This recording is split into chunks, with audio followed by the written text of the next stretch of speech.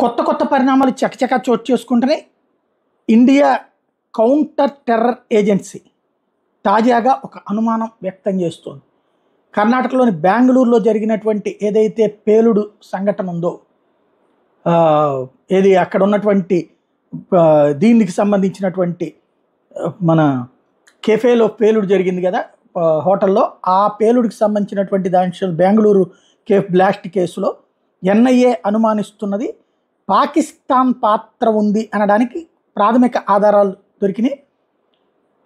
ఇందులో ఒక కల్నల్ స్థాయి అధికారి ఇక్కడ ఆన్లైన్లో ఈ హ్యాండ్లర్తో కంటిన్యూస్గా కెఫే బ్లాస్ట్లో ఉన్నాడు అన్నటువంటిది, ఆన్లైన్లో ఉన్న టచ్లో ఉన్నాడు అన్నటువంటిది ప్రధానమైనటువంటి అంశం.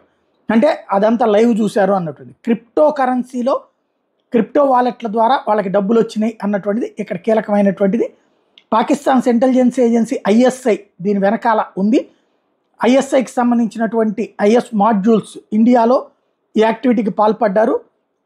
The Pak link to the blast emerged after the arrest of 2 suspects on April 12 who were in touch with Colonel.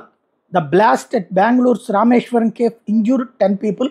మార్చి 1 జరిగినటువంటి దాంట్లో ఈ ప్రాథమికమైనటువంటిది కాదు, కీలకమైన ఆధారాలు దొరికినాయి.